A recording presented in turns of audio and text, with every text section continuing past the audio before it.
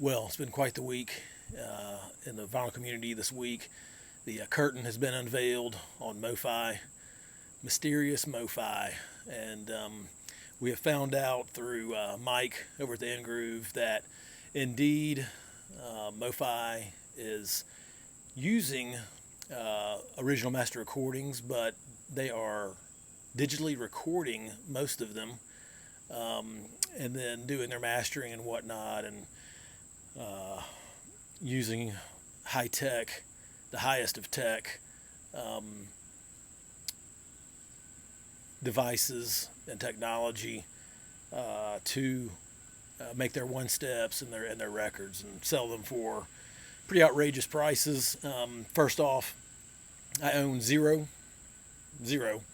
MOFIs. Have I wanted to purchase some in the past? Yes, of course. And there's still some that I may purchase in the future. But it's been quite the interesting story, learning just about the deceitful nature of the company since at least probably the mid 2000s. We know at least up until 2008. Who knows? It could be 15, 20, 25 years at least that this has gone on, that we just don't know about quite yet.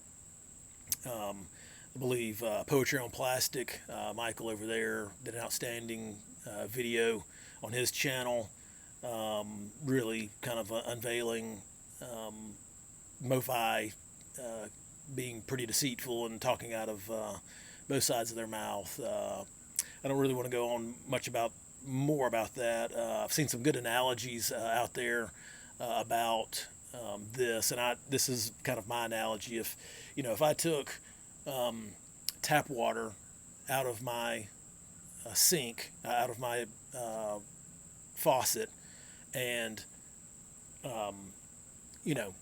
filtered it through a Brita filter and put it in, say, this, and I sold it as mountain spring water from, the finest sources available out there that gave you, certain health benefits or whatnot, and it was the best that the market could offer, and you found out that it was coming from just my faucet and just filtered water, would you be upset? I think we probably all know the question or the answer to that. And so, I think this is why a lot of people are kind of in uproar over the announcement in the news of this, and I think we'll continue to see repercussions of this, and hopefully MOFI will indeed, be transparent. It sounds like they told Mike in the interview that they would be. Will that be by the end of the year? I really doubt it. Will it be even next year? I mean, who knows? It could take 2 or 3 years for them to come up with whatever, jargon, whatever symbol, whatever, marketing ploy that they are going to use, in selling their records from here on out. So that will be interesting, but I just wanted to show you 15 records that are in my collection that I feel like if you have these particular records, that you don't really need the MOFI ones. Now, if you've got money to burn and you think you can tell a difference in these particular pressings versus, most of these that I'll show are from a DSD rip that MOFI has then, done on either one step or 45 RPM, things like that, then, then go ahead and do that. But I've got the median prices here that these are going for now versus what I paid for some of these pressings, and it's quite astonishing, the difference. So just want to show these to you, and hopefully you can get some good out of this, and you can find these out there that sound great, at least to me, and I don't really see the need for having to spend MOFI type crazy secondary prices on the market, even the retail prices for these records. So we're going to start off with the big one, and the one that'll be coming out, and the one that's getting started all the talk, and it's of course Michael Jackson Thriller. This is again the OG copy.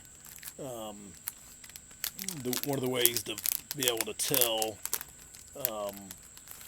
on the OG is that it's produced by Quincy Jones, and that's the only name there. Subsequent issues that came out had Quincy and Michael Jackson on there, but this is an OG press, mastered by Bernie Grunman, and this thing sounds awesome.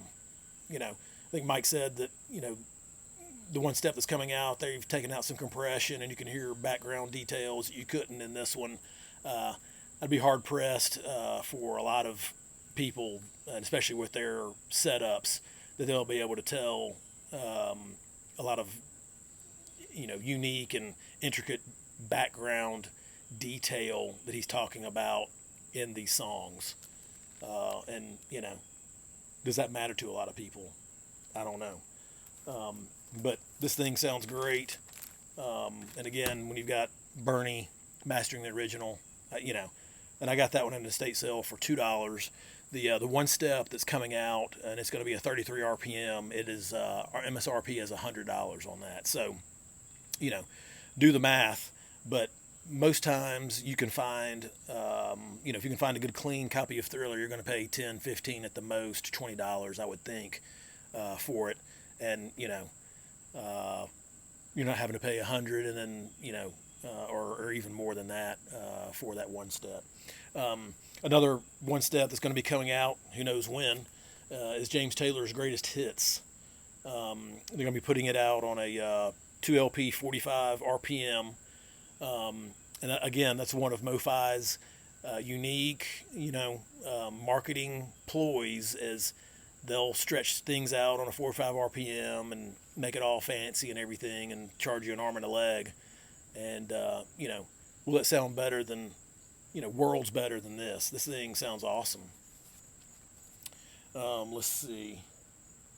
Yeah, this is mastered at A&M by Bernie Grunman. I don't know if you can see that or not. But again, Bernie mastered this, and again, just sounds great. How audiophile do you need it to sound? Beyond that. But again, copy. I think I found this one at a thrift store for $1. And probably most copies of that you can find for under $10 pretty easily. But if you want the 2LP 45 RPM one step, $125. And again, who knows when that's coming out. Here's one that came out on the silver label for them, I believe. Yep, and this is a Cyndi Lauper, She's So Unusual. Great record, her debut, and sounds great. Trying to see.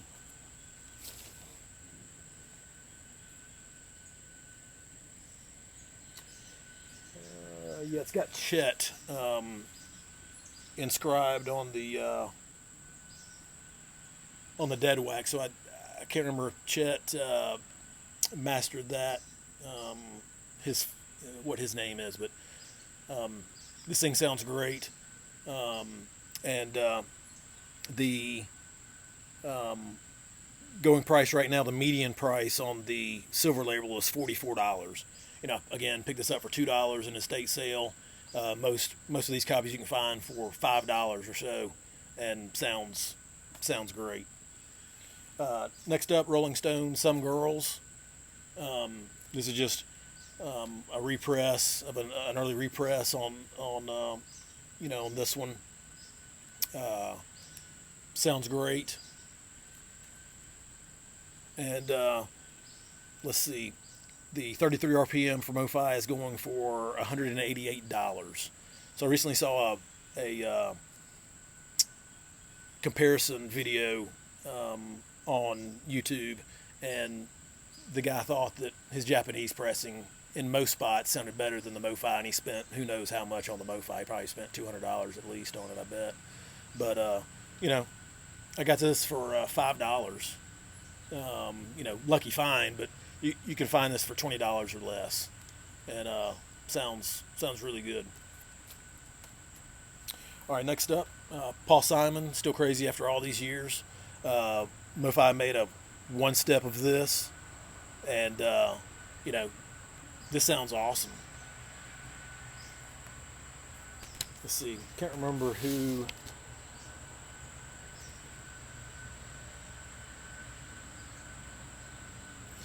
Can't remember who mastered this one. Let's look.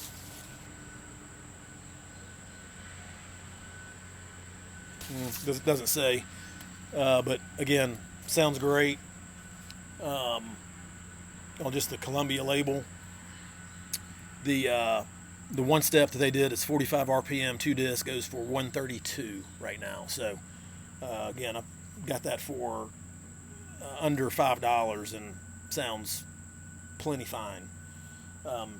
Men at Work Cargo, another one that sounds fabulous, and again, got this for under $5. The They did a silver label on this several years ago. It's 33 RPM, and it's currently, the median is going for $65. So again, quite the jump in price. In Excess, Listen Like Thieves, another silver label that they did. The In Excess, 33 RPM, and it's a silver label. The median is $70, and I got this for $1 at a record store. Been several years ago, but great sounding record. It's awesome. If you can find just a decently clean copy of the OG, it's plenty good. Billy Joel, Songs in the Attic. This is one of my probably best sounding live recorded albums that I've got in my collection. It looked like it was virtually unplayed when I bought it, and again, I got this for like $1, maybe $3. That's been several years ago, but just a great recorded. It's awesome. MOFI, their 2LP, 45 RPM. The median is 62.50. And that was another point I wanted to make is, MOFI is really good about picking out records that are typically recorded and produced, to the 10th degree. I mean, they're not usually picking slouch records that from scratch from OG didn't sound that good. They're already taking the master recordings, the way they were produced in the studios that were used typically are awesome. So, it's not like, they're taking just junk and turning it into, polishing it up and turning it into gold. I mean, these are already really good records that, they're putting on 45 RPM, doing a one step with it, doing all this kind of snake oil type business and selling it, and people are buying it. But hopefully, some of these you can find and or that you do have in your collection, and you realize that they do sound really good. The Eagles' Long Run, is another one. This is one of the best produced Eagles records. Let's see, this one was mastered by let's see.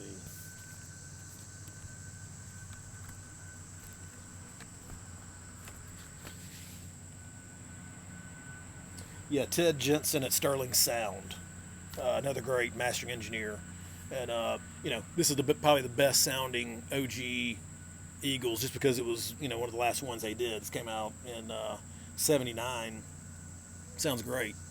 And they're coming out with a one step on it at some point. It's going to be a 45 RPM 2LP, and the MSRP on it is $125. I bought this for $5 or $6, and that's probably you can find it for $10 or less, probably anywhere. Sounds great, and do you really need the one step? If you're a huge fan, then go for it. But most people, you're not going to need it if you have this OG copy. One of the best sounding records probably in my collection is this Because Sound Matters version of the original Dire Straits record. And this is 180 gram audiophile quality vinyl, plated and pressed at Palace in Germany, and mastered by Bernie Grunman from the original analog tape. This thing sounds awesome. The spaciousness on it and everything, great. The guitars, man, just sound amazing. It's awesome. MOFI came out with a 45 RPM 2 disc. It's $65, if you can find it. So this was $25, and this thing's killer. even on just one disc, at 33 RPM. So I love this. Another Dire Straits, and of course we all know Brothers in Arms, full digital recording, but sounds awesome. You can find this for under $15. The MOFI, 2-disc, 45 RPM. The median is 110. So that one, of course, is really sought after, and sometimes it goes out of print and goes on backlog. But you have this OG, you're good to go. Heartbeat City by the Cars, another one, sounds awesome. Let's see. I think this was done at Sterling.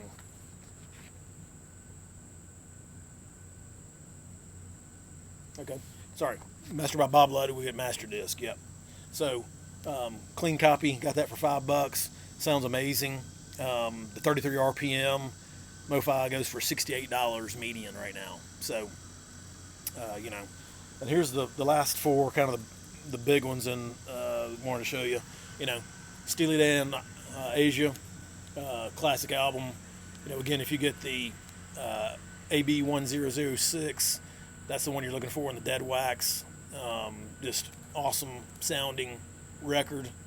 The MOFI, it goes for $100 for the 33 RPM, and a lot of people, even Mike included at the in-groove, said that this one sounds better than the MOFI. Here you go. Miles Davis Kind of Blue. This is the mono. This came out several years ago, but Ryan K. Smith mastered this. Sounds amazing.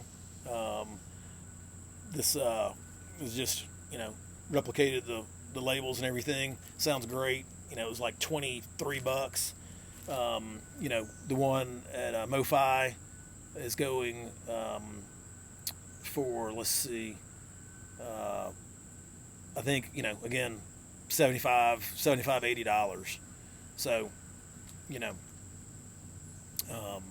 yeah, it's 2-disc, 45 RPM, but, again, it's from a digital source, which was confirmed. So, that sounds great.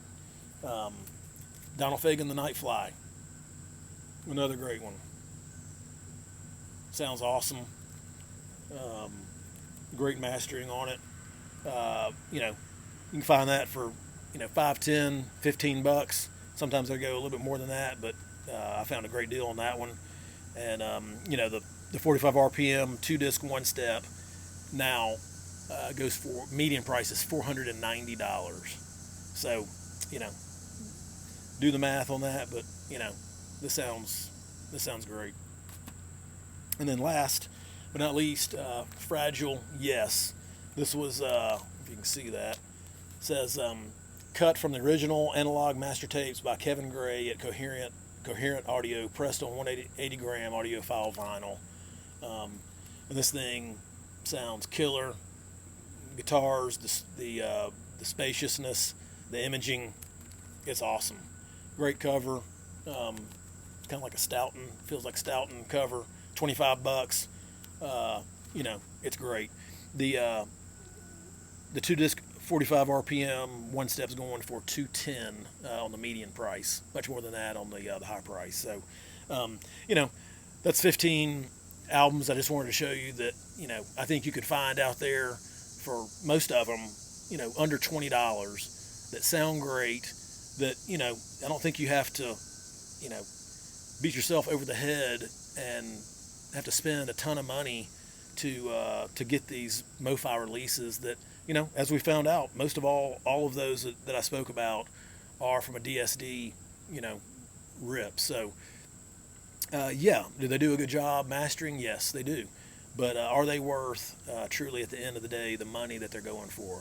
Just to ask yourself that. But hope you found this useful. I know this topic will be ongoing in the coming months, and it should be interesting to see how it plays out. But just want to give my take on it and kind of do it this way. Hope everybody's doing good out there. See you next time. Take care.